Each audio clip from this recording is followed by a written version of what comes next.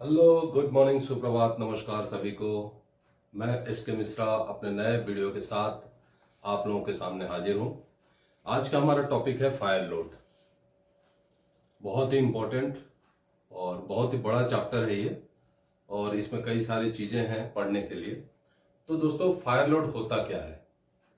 हम लोग आज के जो क्लास है, आज के क्लास में हम लोग फायर लोड के बारे में जो जरूरी चीज़ें वो जानेंगे। नंबर 1, इंट्रोडक्शन कि फायर लोड क्या है। Number 2, need of assessing to fire load. Fire load की हमें जरूरत क्या है, फायर लोड जानने की हमें जरूरत कहाँ ये काम में आता है। Number 3, fire load calculation. जो फायर लोड की कैलकुलेशन है वो हम लोग जानेंगे कि फायर लोड को कैलकुलेशन कैसे करते हैं। इसके अलग अलग यूनिट्स हैं, जैसे कि जूल में है, कैलोरी में है, kilo joule, kilo calorie, metric joule, इस प्रकार से हम लोग जानेंगे। दूसरा, फायर लोड क्लासिफिकेशन कि फायर लोड को कितने प्रकार में बांटा गया, उसका क्लास कितने प्रकार का है, जिससे कि हम उसका हजार्ड डिफाइन कर पाएंगे और फिर फायर लोड के हिसाब से, उस हजार्ड के हिसाब से ही हमारा fire prevention and protection system को इंस्टॉल किया जाता है। और पांचवा आखिरी, फायर वाटर रिक्वायरमेंट कि जब हम क्लासिफिकेशन में हजार्ड जान जाएंगे तो फायर वाटर की रिक्वायरमेंट क्या होगी। अभी हम लोग आते हैं फायर लोड की डेफिनेशन। फायर लोड क्या है? देखिए, हर पदार्थ के जलने पर एक विशिष्ट हीट एनर्जी रिलीज होती है। कोई भी कंबस्शन मटेरियल या फ्लेमेबल मटेरियल जब जलता है तो एक निश्चित हीट को रिलीज करता है, हीट एनर्जी को रिलीज करता है, जिसे हम उस पदार्थ का कैलोरीफिक वैल्यू बोलते हैं। क्या होता है? Calorific value. जो हीट रिलीज करता है उसका कैलोरीफिक वैल्यू, जिसको हम यूनिट में किलो कैलोरी या किलो जूल में हम लोग बोलते हैं। अभी जैसे मान लीजिए कोई एक बिल्डिंग है ना, कोई एक बिल्डिंग है, उस बिल्डिंग के अंदर जो उसका फ्लोर एरिया होता है ना, फ्लोर एरिया, उसके अंदर रखे हुए कंबस्शन मटेरियल है ना, और जो मटेरियल की वेट, इन्हीं का कैलकुलेशन से हम फायर लोड को डिफाइन करते हैं। फायर लोड की जो कैलोरीफिक वैल्यू होती है और फायर लोड, दोनों का आपस में बहुत रिलेशन है। तो फायर लोड पदार्थ की कैलोरीफिक वैल्यू और उसकी क्वांटिटी का मल्टीप्लिकेशन होता है ना। कैलोरीफिक वैल्यू और उसकी क्वांटिटी का मल्टीप्लिकेशन, बाद में फिर आगे चल के हम लोग डिवीजन। तो इसका जो फॉर्मूला होता है वो क्या होता है? मान लीजिए ये हमें F L means fire load निकालना है, तो इसका होता है वेट ऑफ मटेरियल, यहां weight of flammable material, combustible material भी ले सकते हैं, multiply by calorific value of that material in kilo calorie, divided by जो फ्लोर, जिस फ्लोर से हमें फायर लोड निकालना है उसका floor in square metre, floor in square metre. अगर फायर लोड का हम लोग सिंपल फॉर्मूला बोलेंगे तो फॉर्मूला यही होता है। फायर लोड कैसे निकलेगा? Weight of material into calorific value divided by floor in square metre. जब हम किसी बिल्डिंग या स्ट्रक्चर के फायर लोड की बात करते हैं तो हम उसमें उससे निकलने वाली जो हीट एनर्जी है उसके बारे में बात करते हैं, जो उस बिल्डिंग के स्ट्रक्चर के जलने पर हमें प्राप्त होता है। ठीक है। नेक्स्ट जो होता है, किसी भी बिल्डिंग का जो फायर लोड, उस बिल्डिंग के अंदर मौजूद कंबस्टिबल मटेरियल या फ्लेमेबल मटेरियल, जैसे कि वुड हो गया, प्लास्टिक हो गया, है ना, और कैलोरीफिक वैल्यू और क्वांटिटी पे डिपेंड करता है वो। ठीक है। जो भी फ्लेमेबल मटेरियल के कैलोरीफिक वैल्यू और कितने मात्रा में है, क्वांटिटी कितनी है केजी में, उस पर वो डिपेंड करता है। ठीक है। तो ये चीजें आप समझ गए, फायर लोड का इंट्रोडक्शन आपको समझ में आ गया। ठीक है। अगर हमें किसी बिल्डिंग या स्ट्रक्चर का फायर लोड निकालना पड़ेगा तो हम लोग क्या करेंगे? 100 स्क्वायर मीटर का एक फ्लोर एज्यूम करेंगे। मान लीजिए जैसे एक बिल्डिंग है, ये एक बिल्डिंग है, कितना 100 स्क्वायर मीटर का, ठीक है। तो इस बिल्डिंग के अंदर मान लीजिए 10 kg लकड़ी है, 10 kg वुड और 10 kg प्लास्टिक। क्योंकि अमूमन क्या होता है, पॉलिथीन और वगैरह ये प्लास्टिक के जो रूफ सीलिंग वगैरह होते हैं, तो ये मान के चलेंगे हम लोग मोटा मोटी कि प्लास्टिक रहेगा। रहने को तो बहुत मटेरियल रहता है, लेकिन अभी हम लोग फिलहाल प्लास्टिक को लेकर चलते हैं। 10 kg प्लास्टिक क्या रहा, एक बिल्डिंग में एक फ्लोर पे जिसका कि वॉल्यूम 100 स्क्वायर मीटर है, उसमें 10 kg वुड और 10 kg प्लास्टिक है, ठीक है। तो हम लोग उसका फायर लोड कैलकुलेशन करेंगे। तो उस फ्लोर का फायर लोड निकालने के लिए हमें वुड और प्लास्टिक का इंडिविजुअल फायर लोड निकालना पड़ेगा। इंडिविजुअल मीन्स वुड का calorific value multiplied by would की क्वांटिटी। तो अब देखिए यहां पे क्या है, कैलोरीफिक वैल्यू जो हमें पता होना चाहिए पहले से, उसको भी निकालने का तरीका है, पर वो बहुत लंबा प्रोसेस है। कैलोरीफिक वैल्यू के निकालने के लिए कैलोरीफिक बॉम्ब बोल के एक फॉर्मूला चलता है, वो जब आप केमिस्ट्री पढ़ोगे तो केमिस्ट्री में आता है वो, तो वो अलग चीज हम लोग ऑलरेडी जानते हैं। मान लीजिए हम लोग सब याद कर लिए, पेपर का कितना होता है, वुड का कितना, कोल का कितना होता है ना, ऑयल का कितना होता है, डीजल का कितना, केरोसिन कितना, पेट्रोल कितना। यहां पे हम लोग वुड लेके चल रहे हैं ना, तो लकड़ी का जो होता है वो होता है 4200 किलो कैलोरी, ठीक है, कितना 4200 किलो कैलोरी। और प्लास्टिक का कितना होता है 9800 किलो कैलोरी, ठीक है। वुड का 4200 यानी 4200 किलो कैलोरी और प्लास्टिक का 9800 किलो कैलोरी, ठीक है। तो इसको क्या करेंगे हम लोग, वेट ऑफ मटेरियल, ये वेट ऑफ मटेरियल कितना है,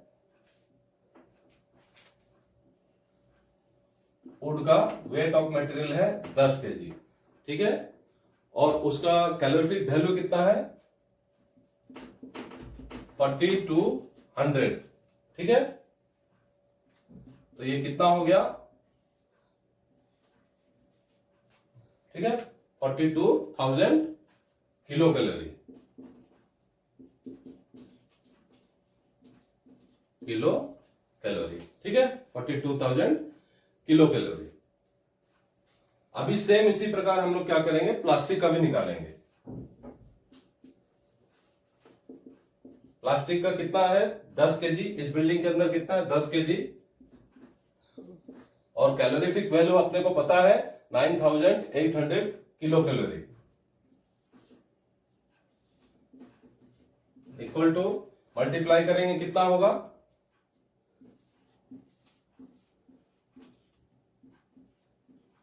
किलो कैलोरी, ठीक है।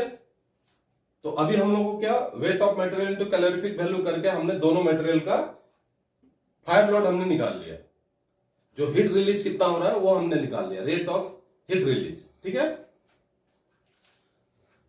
तो अब क्या करेंगे, इसको इन दोनों को प्लस करेंगे, तभी तो हम लोग फ्लोर के स्क्वायर मीटर से डिवाइड करेंगे ना उसको।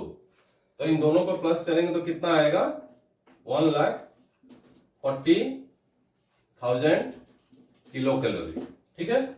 आप नोट कर लीजिए इसको, क्योंकि अभी इसको मिटा दूंगा। तो 1,40,000 किलो कैलोरी, ठीक है।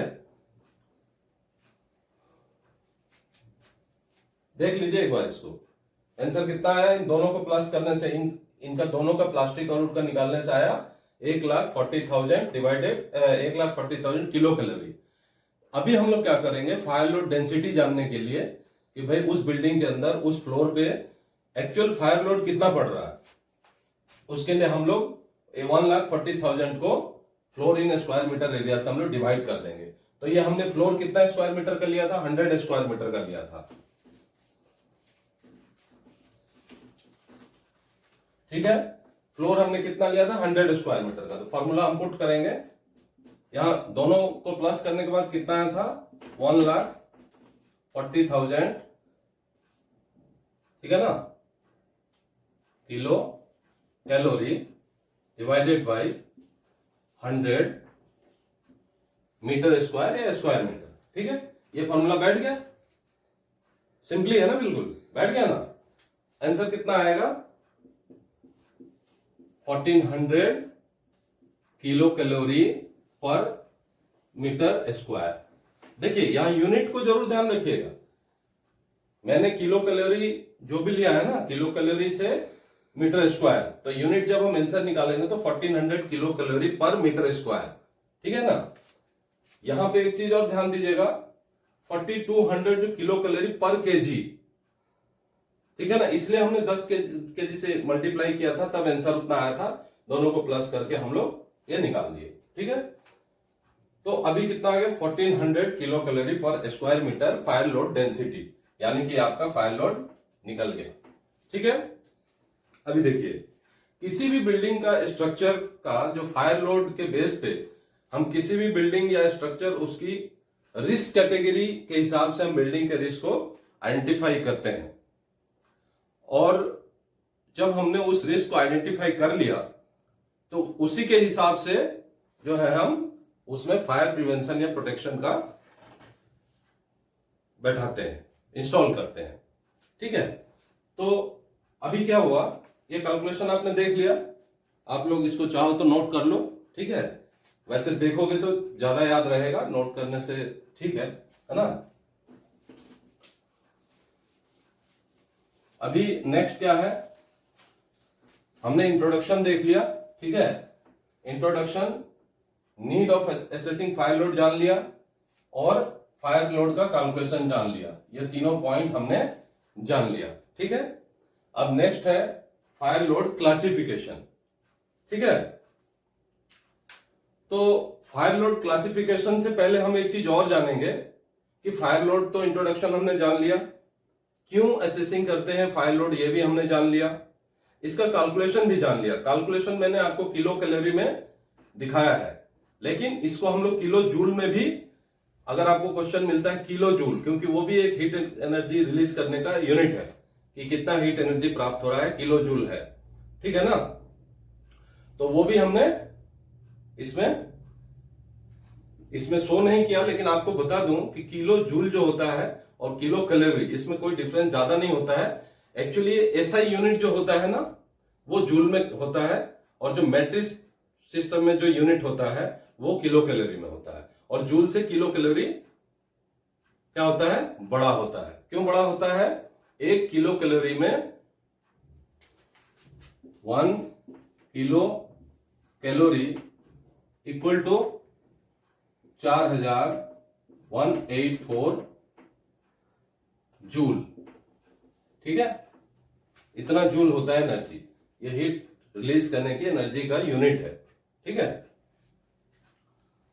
तो हम लोग अभी कहां थे, हम लोग क्लासिफिकेशन। तो फायर लोड आप समझ गए, फायर लोड क्यों हम लोग कैलकुलेशन करते हैं। फायर लोड, देखिए फायर लोड कैलकुलेशन होगा तभी हम समझ पाएंगे कि जो बिल्डिंग बना हुआ है या जो बिल्डिंग बनने वाला है उसमें फायर का रिस्क कितना होगा। इनडायरेक्टली फायर लोड मीन्स जो भी कंबस्टिबल मटेरियल उसके अंदर है वो कितना हीट रिलीज करेगी, है ना, और उस हीट रिलीज जो करेगी उससे लड़ने के लिए हमारे पास फायर फाइटिंग के क्या साधन है, या पानी हो या दूसरे केमिकल्स हो या इक्विपमेंट्स हो। ठीक है ना, वही है फायर लोड। तो फायर लोड इसलिए इंपॉर्टेंट है। ठीक, अभी फायर लोड क्लासिफिकेशन किस आधार पे किया जाता है, यहां मैं फायर लोड की क्लासिफिकेशन से पहले आपको बता दूं दोस्तों कि हम लोग ये जो भी चीज पढ़ रहे हैं ये अपने मर्जी से कुछ नहीं है, इसका आईएएस कोड होता है, अकॉर्डिंग टू एनएफपीए होता है, और एनबीसी बिल्डिंग कोड के हिसाब से पढ़ रहे हैं। आपने मेरा लास्ट बीए सेट का जो वीडियो देखा होगा, तो बीए सेट में मैंने अपने तरफ से कुछ भी नहीं कहा, जो भी हम बीआईएस कोड आईएएस कोड के हिसाब से था वो मैंने बताया था। सेम इसी प्रकार जो ये फायर लोड हम लोग पढ़ रहे हैं इसका भी कोड है, उस कोड के तहत हम फायर लोड पढ़ते हैं। क्या है code, NFPA, national fire protection association. तो एनएफपीए कितना है, 557। फायर लोड क्या है, एनएफपीए 557, ठीक है, NFPA 557 के तहत हम लोग पढ़ रहे हैं, ठीक। और दूसरा NBC, नेशनल बिल्डिंग कोड 2016, ठीक है ना, नेशनल बिल्डिंग कोड 2016 में जो ऑक्यूपेंसीज है ना, या जो फायर एंट्रीज है, वो फायर लोड पे ही डिपेंड करके बनाया जाता है। जो भी आर्किटेक्चर उसको डिजाइन करता है वो इसी चीज पे डिजाइन करता है कि इसका फायर लोड कितना है और इस हिसाब से मुझे एग्जिट कितना देना है, फायर ऑक्यूपेंसी कैसे बनाना है, बिल्डिंग को किस तरीके से डिजाइन करना है, ठीक है। तो वो कैसे है, NBC, नेशनल बिल्डिंग कोड 2016, ठीक है। मैं दूसरे वीडियो में NFPA 557 और NBC 2016 का बिल्कुल कोड के साथ आपको बता दूंगा, ठीक है। और एक चीज है, हम लोग IS जो होता है ना, वो IS के हिसाब से भी हम लोग करते हैं। IS 1641, 1641, IS 1641, इसमें भी फायर लोड का डेफिनेशन दिया हुआ है, क्लासिफिकेशन कैसा होना चाहिए, फायर लोड कैसे कैलकुलेशन करना है, फायर लोड कैलकुलेशन करने के बाद हमें बिल्डिंग को कैसे तैयार करना है, तो इसमें भी है, ठीक है। तो ये तीनों जो है मार्का है, इस मार्का के दिए हुए निर्देश पे ही, दिए हुए रूल के हिसाब से ही हम लोग फायर लोड निकालेंगे, ठीक है।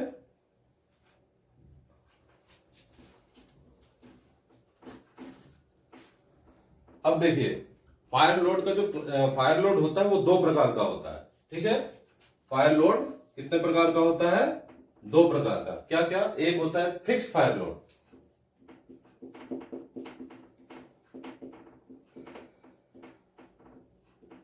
फिक्स्ड फायर लोड, एक होता है मूवेबल फायर लोड।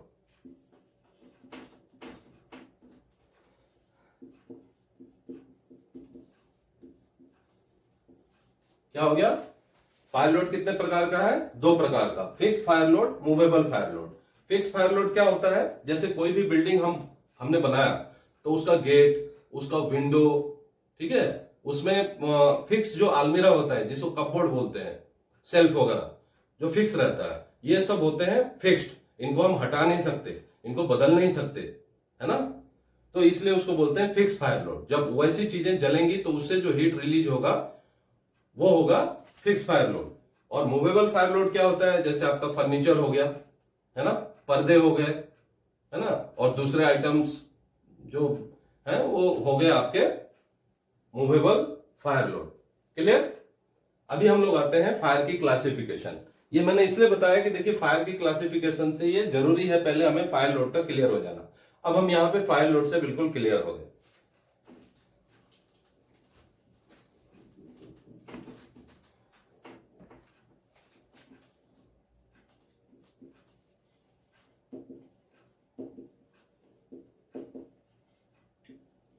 अभी क्लासिफिकेशन में फायर लोड को तीन भाग में बांटा हुआ है, ठीक है। Low hazard, moderate hazard and high hazard, ठीक है।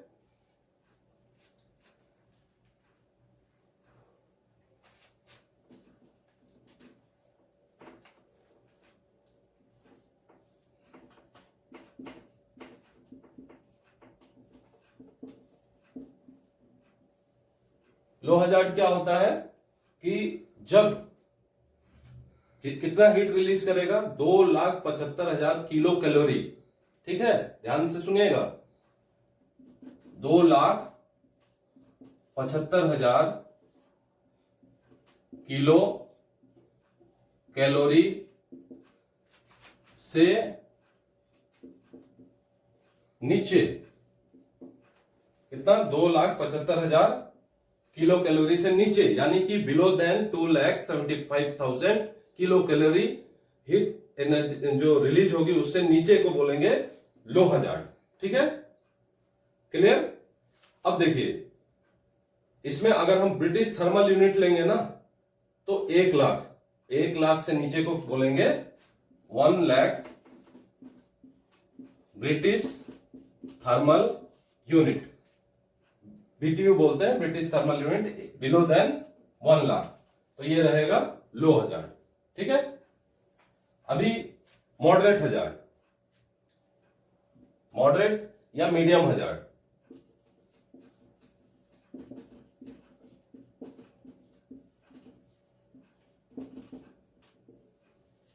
मीडियम हजार्ड में क्या होगा? Medium hazard between 2,75,000 to 5,55,000 kilo calorie, between 2,75,000 to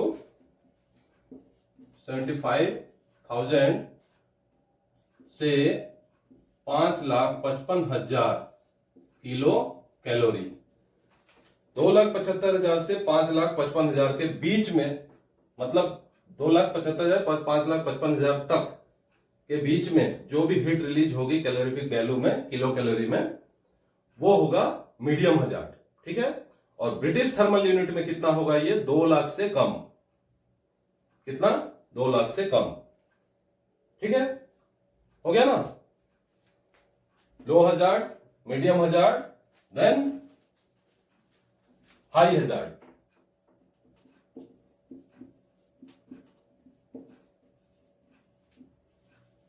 high hazard, high hazard कितना होगा? 5,55,000 से लेकर 11 लाख तक। 5,55,000 किलो कैलोरी से लेकर 11 लाख किलो कैलोरी तक होगा हाई हजार्ड। 5,55,000 से 11 लाख तक होगा किलो कैलोरी, है ना? यहां यूनिट का बहुत ध्यान रखना है। यूनिट, किलो कैलोरी, जूल, सबका ध्यान रखना है, अदरवाइज आपका कैलकुलेशन और फायर लोड सब गड़बड़ हो जाएगा। ठीक है, तो 5,55,000 से लेके 11 लाख किलो कैलोरी तक को हम लोग बोलेंगे हाई हजार्ड। और ब्रिटिश थर्मल यूनिट में कितना हो जाएगा? ब्रिटिश थर्मल यूनिट में 3 लाख BTU। ठीक है, ठीक है, मोर देन 2 लाख। ठीक है, यानी कि 3 लाख BTU होगा हाई हजार्ड। ठीक है, हटा दो इसको।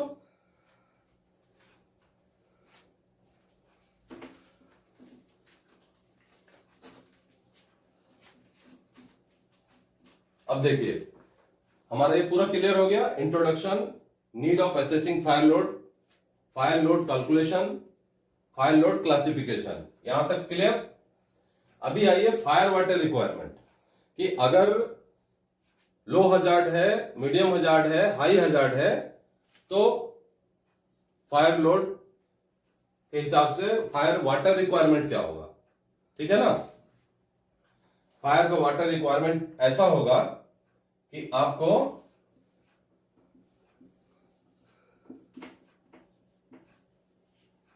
लो हजार्ड में एटलीस्ट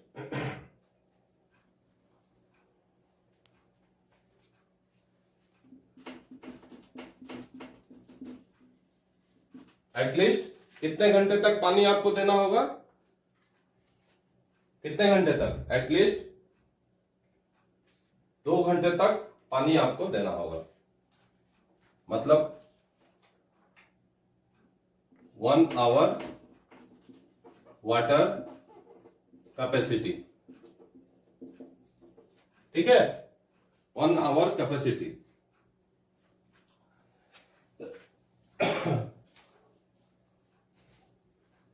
उसके बाद medium hazard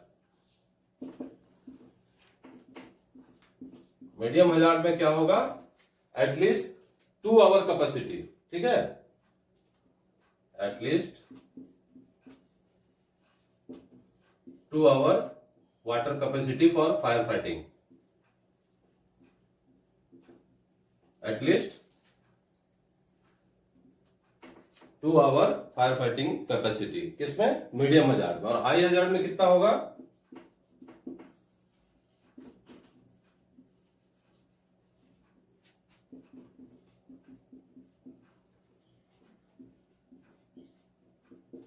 at least 4 hour capacity.